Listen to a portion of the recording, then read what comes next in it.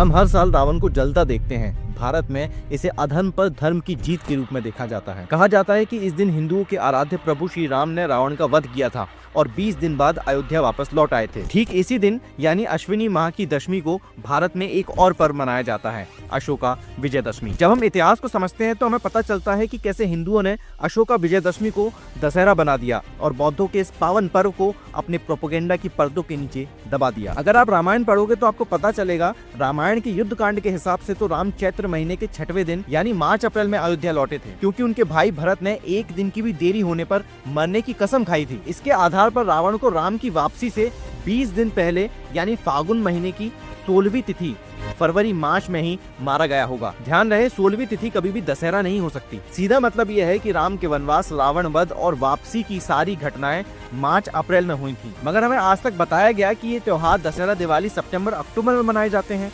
यह साफ तौर पर एक बहुत बड़ा ऐतिहासिक धोखा है, जिसके तहत महीनों के इतने बड़े अंतर को जानबूझकर नजरअंदाज किया गया। इतना ही नहीं, मेगस्थनीज से लेकर अलबरूनी तक किसी ने भी दशहरा या दिवाली जैसे त्योहारों का जिक्र नहीं किया।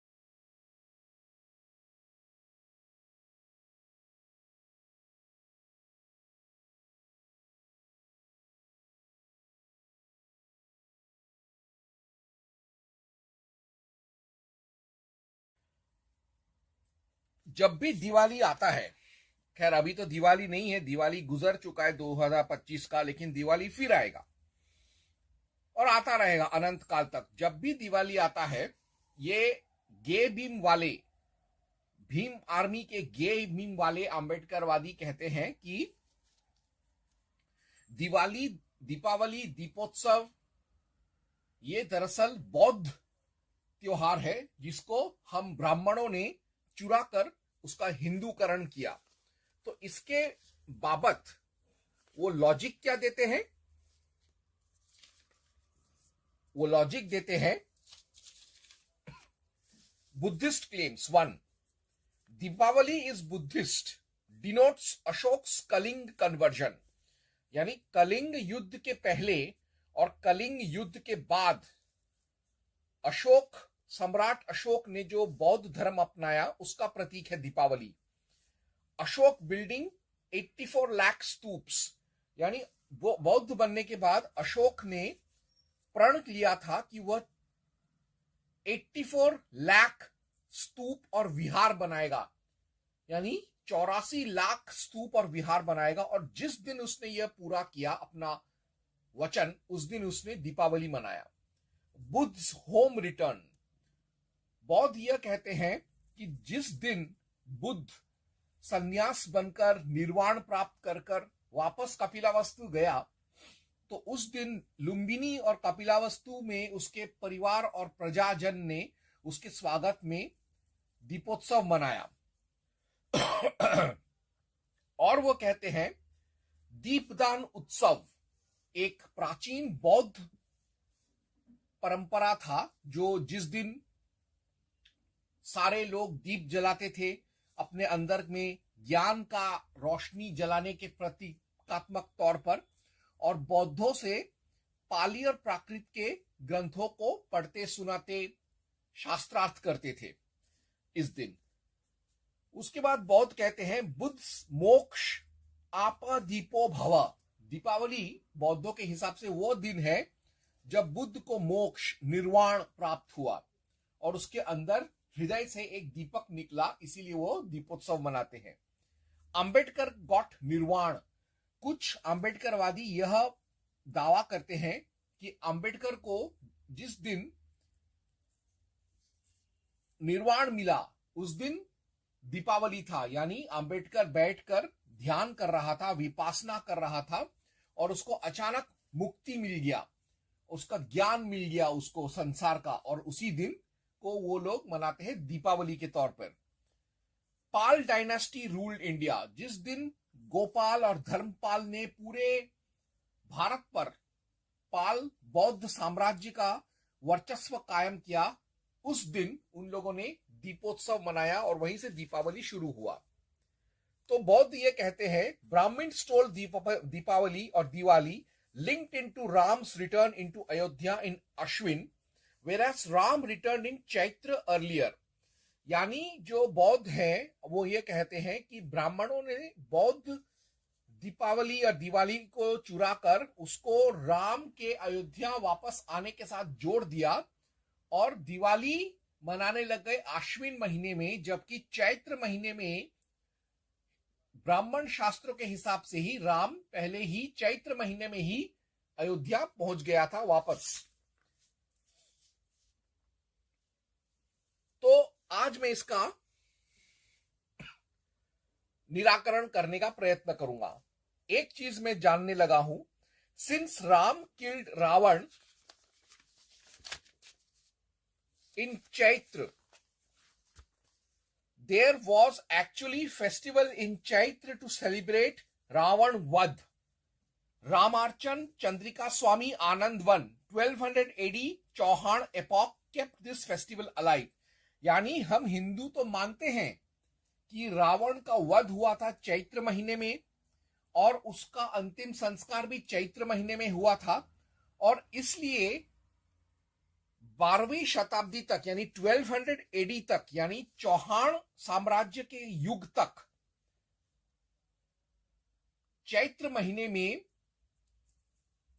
राम ने जो रावण को मारा उसको वध उत्सव के तौर पर मनाते थे, और इसका विवरण मिलता है रामार्चन चंद्रिका स्वामी के आनंद वन में जो 1200 एडी में चौहान युग में लिखा गया था।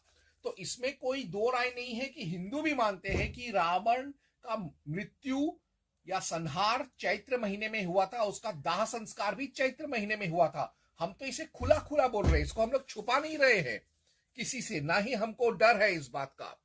अब राम किल्ड रावण इन वसंत चैत्र, यानी वसंत चैत्र में रावण का वध किया राम ने।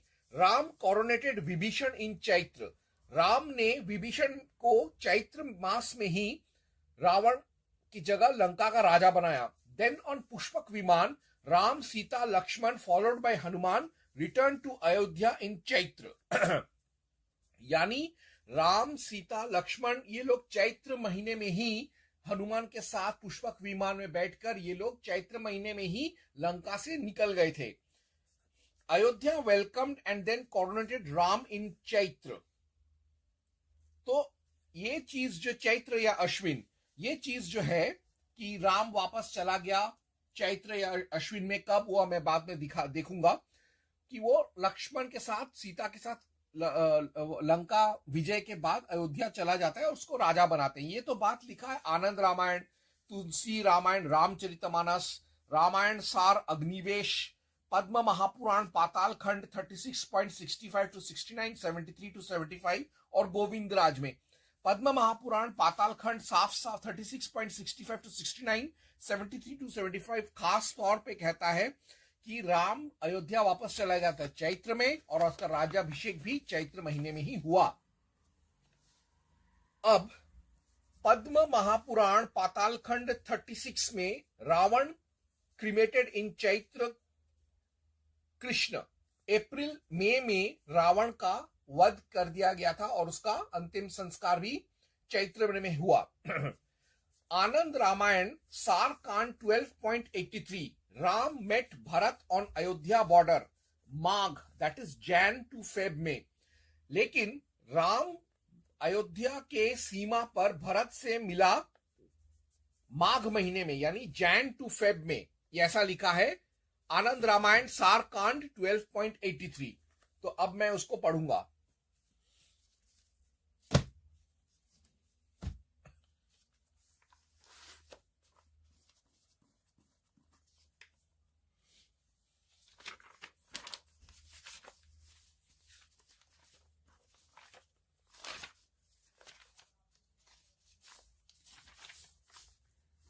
Anand Ramayan Sarkand 12.83 On the bright fifth moon night of month of Magh of the 15th years, Bharat found the Pushpak plain in the sky in the early morning. यानी माघ अर्थात जनवरी फरवरी में भरत ने देखा कि राम अयोध्या के सीमा पर प्रवेश कर गया है पुष्पक विमान से। अब इसको हम देखेंगे, पढ़ेंगे इसके संदर्भ में। पद्म महापुराण पाताल खंड 36.73 to 75। Ram entered Ayodhya and coronated Chaitra April में। तो यानी इसका अर्थ ये गुत्थी को सुलझाने बहुत आसान है। Ravan killed and cremated April में चैत्र। Ram Sita stay in Lanka. रावण को मारने के बाद, उसका अंतिम संस्कार करने के बाद, विभीषण को राज गद्दी देने के बाद कुछ समय के लिए राम सीता लक्ष्मण हनुमान लंका में रहे, ताकि लंका में सब कुछ सुव्यवस्थित कर दिया जाए। उसके बाद Ram enter Ayodhya border Jan to Feb Magh. उसके बाद अयोध्या सीमा में राम प्रवेश करता है पुष्पक विमान में उड़कर जनवरी फरवरी अर्थात माघ महीने में। Enter Ayodhya for coronation April to मे चैत्र। उसके बाद कुछ और समय रुककर वो अयोध्या में प्रवेश करता है अपने राज्याभिषेक के लिए और अपना हक लेने के लिए। महीना कौन सा था? अप्रैल टू मे चैत्र। तो ये बहुत सीधा सा बात है। ऐसा नहीं था कि राम ने रावण को मारा, विभीषण को राजगद्दी दिया और फौरन जैसा एक स्कूल का बच्चा भागकर अपनी माँ के पास जाता है छुट्टी होने पर, वैसे भाग कर गया। वो रुका, सब कुछ सुव्यवस्थित किया विभीषण के लिए। उसके बाद जो ऋषि मुनि थे जिनसे वो अयोध्या के सीमा पर मुलाकात किया था, उनसे कुछ समय बिताया शिष्टाचार के तौर पर। उसके बाद वो अयोध्या में गया। तो अयोध्या के सीमा से डायरेक्ट एक ही घंटे में या कुछ घंटों के अंदर ही वो अयोध्या नगरी में नहीं गया, सीमा पर ही वो कुछ समय तक रहा। उसके बाद वो शहर में प्रवेश किया। अब दिवाली और दीपावली और Deepotsav was there even before Ram. Anand Ramayan Sarkand 3.306 to 7, 4.24, 15 to 16। Janak celebrates Diwali with Dasharath and sons in Mithila. यानी जब हम आनंद रामायण पढ़ते हैं तो मुझे पता चला कि राम से भी पहले, रामायण युग से पहले से ही दीपोत्सव, दीपावली चला आ रहा है। और जब सीता स्वयंवर जीता राम ने, तब जनक ने मिथिला में अयोध्या नरेश दशरथ और उसके परिवार को बुलाया दिवाली मनाने के लिए। तो अब मैं पढ़ूंगा वो सारे श्लोक। मैं पढ़ रहा हूं आनंद Ramayan Sarkand 3.306 to 7, 307, 4.24, 15 to 16। Later on, all others who were mounted over the elephants over whom the white fly whisks were being moved, the respected mothers over whom the flowers, the gems and the turmeric powder were being sprinkled, at whom the damsels of the city were looking with enthusiasm and were pouring the fried rice over them, moved towards the palace of Janak. The dancers were dancing on the way, the flowers and vases, the archers made with the flowers and leaves, artificial trees, the flags and the burning lamps were found. Besides this, many fireworks which illumined the sky were witnessed. There were several chariots decorated with flowers and illumining like the moonlight beside the artificial trees with lamps. The lamps were burning everywhere. In the chariots, the artificial lions and elephants could be seen. Besides these, there were peacocks filled with the medicines beside the turning wheels.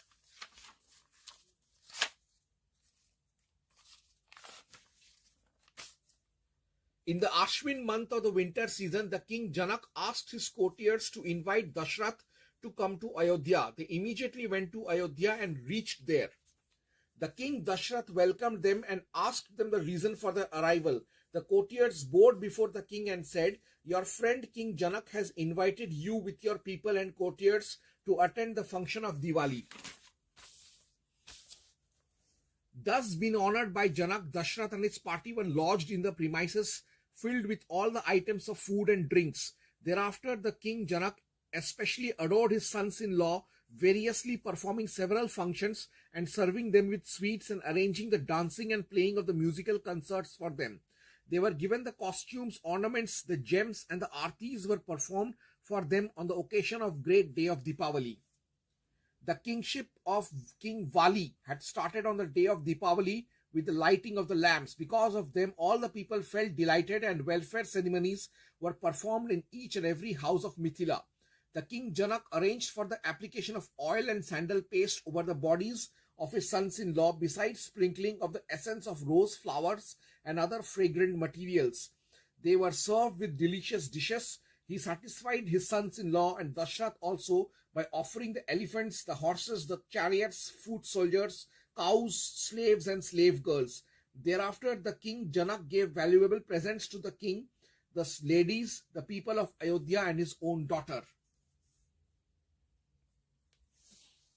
तो यहां पर साफ साफ कह रहा है वाल्मीकि कि वाली की वजह से, वाली का जो प्रसंग हुआ था वामन अवतार के साथ, जो राम के पहले विष्णु का अवतार था, उस वाली के सम्मान में दिवाली मनाया जाता है। जैसा कि केरला में मानते हैं, वो पहला कारण था दिवाली मनाने का। यानी राम से पहले जो वामन अवतार था जिसने बाली को नरक में धकेला, उस बाली विजय को सम्मान देने के लिए दीपावली मनाया जाता था राम से भी पहले। तो ये हम लोगों को अब तक मालूमात पड़ गया है। अब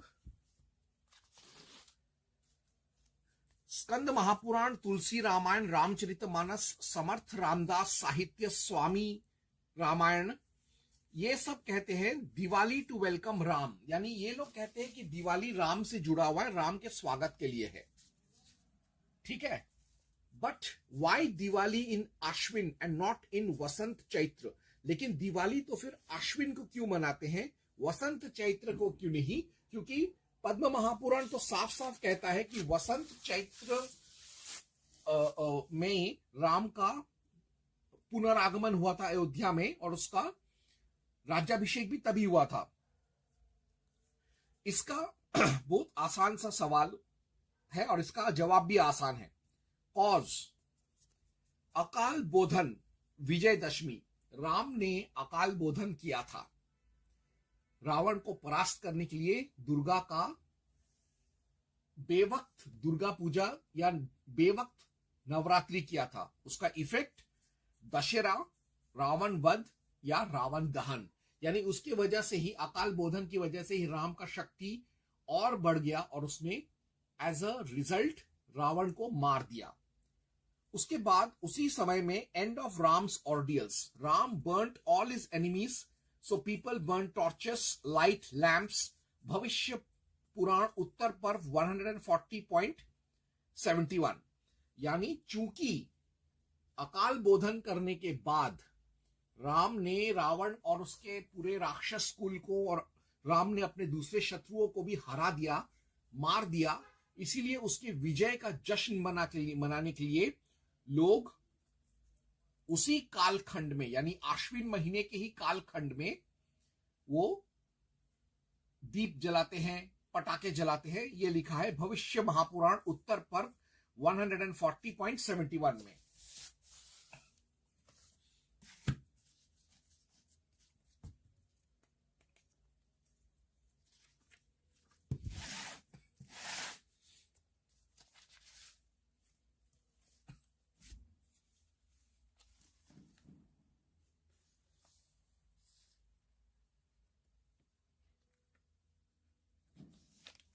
तो मैं पढ़ रहा हूं भविष्य महापुराण उत्तर पर्व 140.71।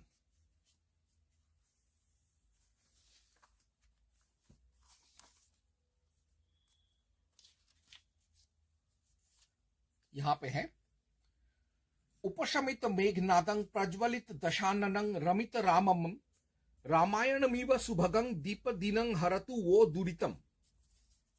अर्थात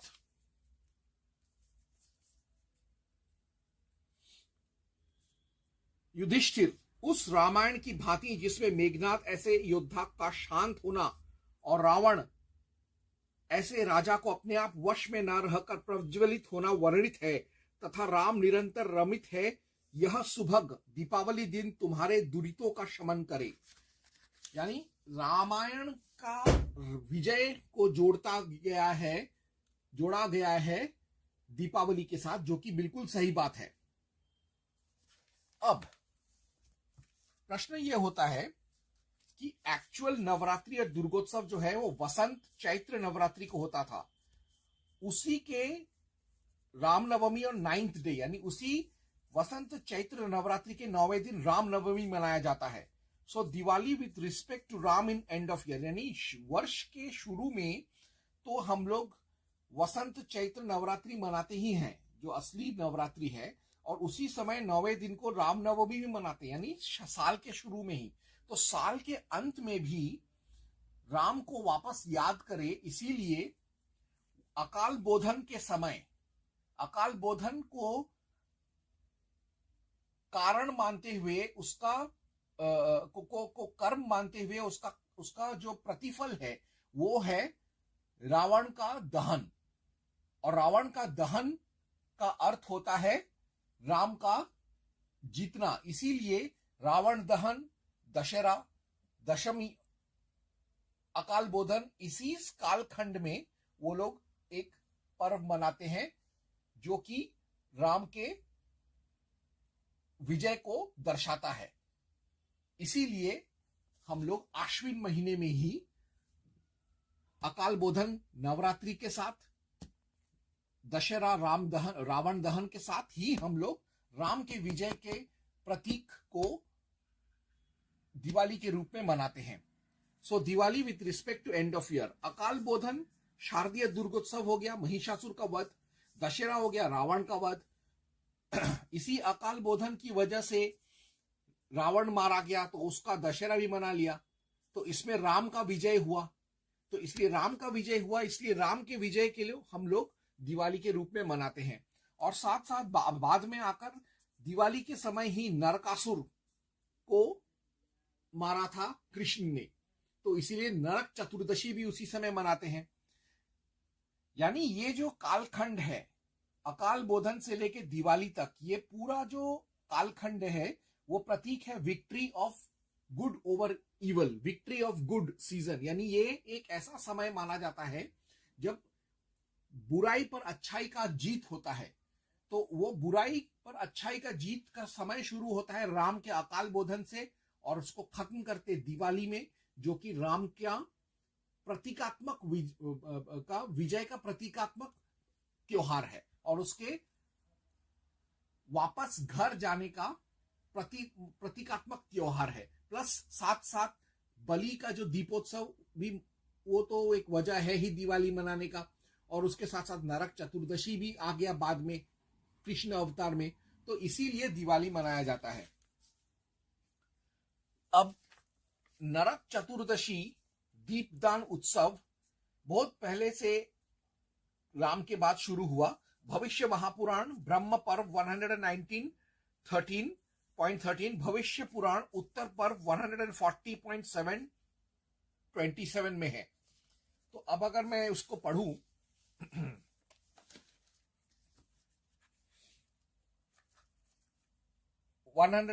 भविष्य महापुराण उत्तर पर्व 140.727। कृष्ण बोले, कार्तिक मास की कृष्ण पक्ष की चतुर्दशी के दिन प्रातः काल नरक भीरू प्राणियों को अवश्य स्नान करना चाहिए।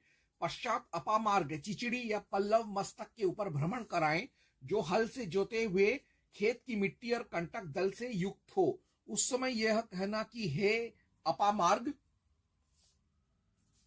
मस्तक पर बार बार भ्रमण कराने के नाते मेरे पापों के अपहरण करो। यह अपामार्ग भ्रमण मंत्र है। अपामार्ग, मेरे समस्त पाप और आपदाओं के अपहरण पूर्वक मेरी समस्त शरीर का संशोधन करो। मैं तुम्हें बार बार नमस्कार कर रहा हूं। और आगे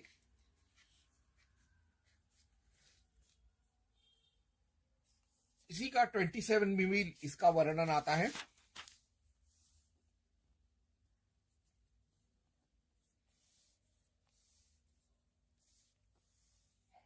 महता तुर्यो घोषेण ज्वलद्विभर्स्त दीपकै कृतशोभांग पुरीं पश्यत्ये कृशांग स्वयकार नरः।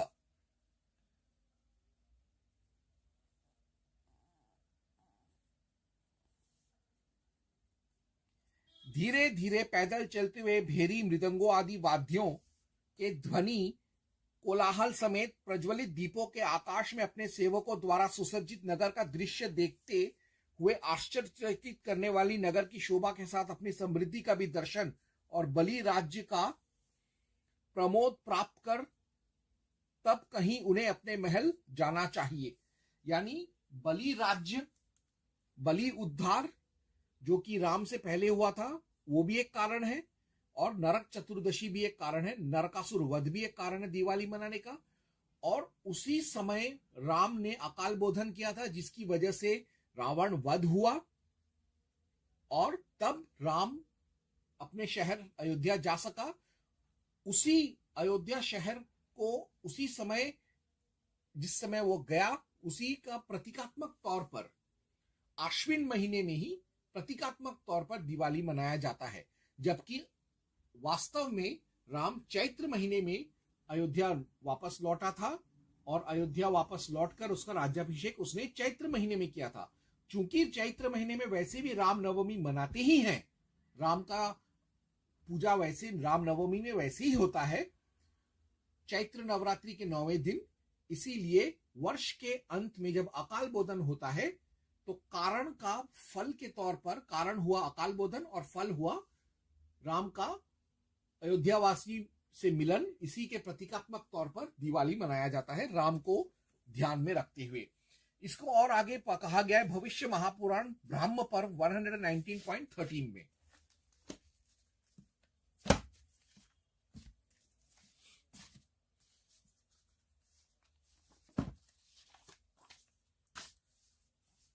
श्लोक कुछ ऐसे है, वर्ति तैले अल्पे मूल्ये च यद्विर्तेलभ्यते सुधा अतो वै कतरो लाभः कातश्चिंत भवेत् तदा।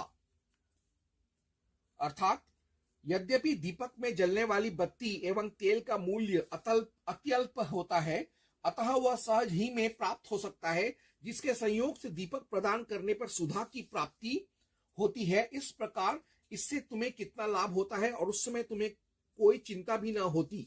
यानी दीपोत्सव जो है या दीपदान उत्सव जो है, ये बौद्धों ने पुराणों से लिया है, चुराया है, ना कि बौद्धों से चुराया है ब्राह्मणों ने। तो ये मैंने शास्त्रों के आधार पर साबित कर दिया। और बलि पूजा केरला में जो होता है उसका जिक्र भी भविष्य महापुराण 140.1 to 44, 15 to 16 और 56 में है। ये मैं पहले भी पढ़ चुका हूं, फिर भी मैं एक बार उस पर नजरसानी कर दूंगा।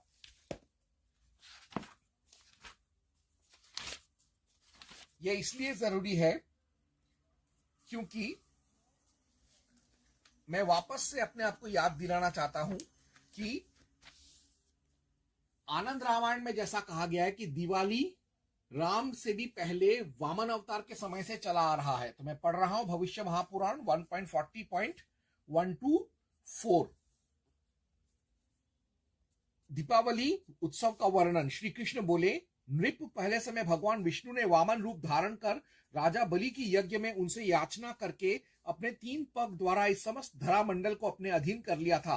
पश्चात स्वर्ग का राज्य इंद्र को सौंपकर दैत्यपति राजा बलि को सदैव के लिए पातालवासी बनाया। नरोत्तम बलि राजा का चिन्ह स्वरूप केवल एक ही वस्तु दैत्यों के उपभोगार्थ उन्होंने उन्हें प्रदान किया, जिसे सरहम्य मैं तुम्हें बता रहा हूं। कार्तिक मास के कृष्ण पक्ष की अमावस्या की रात्रि में इस भूतल में दैत्यों का यथेच्छ राज्य होता है, उसमें अपनी इच्छाओं को भली भांति पूरी करते हैं वो। और आगे 15 to 16। नराधिप अमावस्या के दिन प्रातः काल स्नान और देव पितृ तर्पण पूजन करके भक्ति पूर्वक पार्व श्राद्ध सुसंपन्न करे। दही, दूध, घी आदि के बने हुए अनेक भांति के भक्ष्य भोज्य द्वारा ब्राह्मणों को सुतृप्त करते हुए क्षमा प्रार्थना के उपरांत अपराह्न समय में राजा को अपने नगर में घोषणा करानी, ढिंडोरा पिटवानी चाहिए, आज बलि राज्य का दिन है, अतः सभी लोग यथेच्छ आनंद मनाओ। और अंत में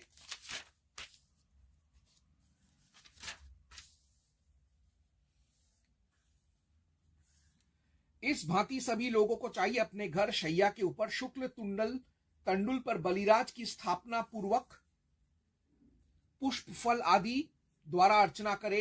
कुरुनंदन, बलि के उद्देश्य से जो अक्षय दान दिए जाते हैं मैंने तुम्हें सब कुछ बता दिया, क्योंकि इस अमावस्या के दिन थोड़ा बहुत जो कुछ दान किया जाता है वह अक्षय एवं विष्णु के लिए अत्यंत प्रिय होता है। भगवान विष्णु ने बलि से पृथ्वी लेकर पुनः सप्रेम उनके उपकारार्थ असुरों को यह महोत्सव प्रदान किया है। राजेंद्र, उसी समय यह कौमुदी महोत्सव लोक में उपकारार्थ अवतरित हुआ है, जो समस्त उपद्रवों के विनाश पूर्वक, समस्त विघ्नों के शमन, लोक का शोकापहरण करने वाली कामनाओं की पूर्ति एवं धन पुष्टि समेत अत्यंत सुखावह है। कौमुदी कु शब्द का अर्थ पृथ्वी और गुद या मुद शब्द का अर्थ हर्ष है, अतः धातु प्रत्यय शब्द शास्त्र के वेत्ताओं ने इसे कौमुदी कहा है। पृथ्वी मंडल में जिस तिथि में जन वृंद परस्पर अनेक भावों द्वारा अत्यंत हर्षित, हृष्ट तुष्ट एवं अत्यंत सुखी होता है, उसके नाते भी इसे कौमुदी कहा गया है। युधिष्ठिर, इस दिन जिस कारण बलि के लिए भूमि से हर्ष में हर्षप्रद बलि प्रदान किया जाता है, इससे भी इसे कौमुदी कहना सर्वथा उपयुक्त है। पार्थ विषांपते, इस प्रकार प्रतिवर्ष इस भूमंडल में एक और आरोहण दानवराज बलि को जो बलि प्रदान आदि किया जाता है वह एक उच्च भावों का आदर्श होता है। इसे सुसंपन्न करने वाला राजा के राष्ट्र में व्याधि भय और इति भय कहां संभव हो सकता है, जबकि उसमें मृत्यु का भी भय नहीं होता है। अपितु राष्ट्र में सुभिक्ष, क्षेम, आरोग्य, उत्तम समस्त संपदाएं वर्तमान रहती हैं। प्रजाएं समस्त उपद्रवों से रहित होकर निरोग रहती हैं। राजन, इस महितल में इस कौमुदी महोत्सव के सुसंपन्न होने के ही परिणाम स्वरूप के ये फल प्राप्त होते हैं। युधिष्ठिर, इस अमावस्या के दिन जो हर्ष, दैत्य आदि जिस भाव से उसे सुसंपन्न करता है, उसका वर्ष भी उसी भांति व्यतीत होता है। उस दिन रुदन करने पर, रुदन करते ही वर्ष बीतता है और हर्षित होने पर हर्षपूर्ण अच्छे भोजन से भोक्ता स्वरूप होने से स्वस्थ होता है। इसीलिए मनुष्यों को अत्यंत हर्षित और पूर्व संतुष्ट होकर इस कौमुदी महोत्सव को सुसंपन्न करना चाहिए। और वैष्णवों एवं दानवों को भी यह पैतृक तिथि है, अर्थात इस दिन पिता के उद्देश्य से उन्हें इस महोत्सव को पूरा करना चाहिए। युधिष्ठिर, इस रामायण की भांति जिसमें मेघनाद ऐसे योद्धा का शांत होना और रावण ऐसे राजा को अपने आप वश में न रहकर प्रज्वलित होना वर्णित है, तथा राम निरंतर रमित है, यह सुभग एवं धातुओं से दीपावली दिन तुम्हारे दुरितों का शमन करे। अर्थात बलि राज्य से ही पहले जुड़ा हुआ था दिवाली, फिर राम आया, राम ने अकाल बोधन किया, रावण दहन हुआ और उसके प्रतीकात्मक तौर पर वो अपने शहर गया, तो उसी प्रतीकात्मक तौर पर उसका नाम पर दीपावली मनाया जाता है। तो बाद में पद्म महापुराण जैसे कहता है उत्तरकांड 249 में कि बाद में द्वापर युग में नरकासुर वध को भी जोड़ा गया दिवाली के साथ। तो रीजन फॉर दिवाली, 1, शारदीय दुर्गा पूजा रिजल्ट, उसका एक कॉज था शारदीय दुर्गा उत्सव, अकाल बोधन, रिजल्ट था महिष वध, नरक वध, नरक चतुर्दशी और बलि उत्सव, यम दीपदान, दीपोत्सव, दिवाली। लेकिन इन सब में सबसे most popular reason defeat of evil, most popular being Ram, so Diwali is his. यानी महिषासुर वध उसी समय हुआ आश्विन महीने में, इसलिए अकाल बोधन जो था राम ने किया। उसके बाद रावण दहन हुआ आश्विन महीने में, और इसकी वजह से ही राम अयोध्या जा सका। इसीलिए आश्विन महीने में ही प्रतीकात्मक तौर पर दिवाली समर्पित है राम के वनवास के खत्म होने, अयोध्या लौटने और पुनः राज्याभिषेक का। और अकस्मात कोइंसिडेंटली उसी समय नरक चतुर्दशी भी हुआ, जो कि नरकासुर वध से जुड़ा हुआ है। और उससे पहले बलि राज्य से तो जुड़ा ही था दीपदान उत्सव, तो यानी दीपदान उत्सव आश्विन महीने में क्यों मनाया जाता है, उसका पूरा इतिहास और उसका पूरा विज्ञान मैंने समझाया अपने आप को, और हमेशा के लिए मैं समझ गया कि बौद्धों ने ही दीपोत्सव दीपावली चुराया है हिंदुओं से। हिंदुओं ने या ब्राह्मणों ने कभी दीपावली चुराया नहीं बौद्धों से, क्योंकि बौद्ध धर्म हिंदू धर्म का एक हिस्सा है। बौद्ध धर्म हिंदू धर्म से निकला है। बाप कभी बेटे से नहीं चुराता, बेटा बाप से चुराता है। ओम हं हनुमते नमः।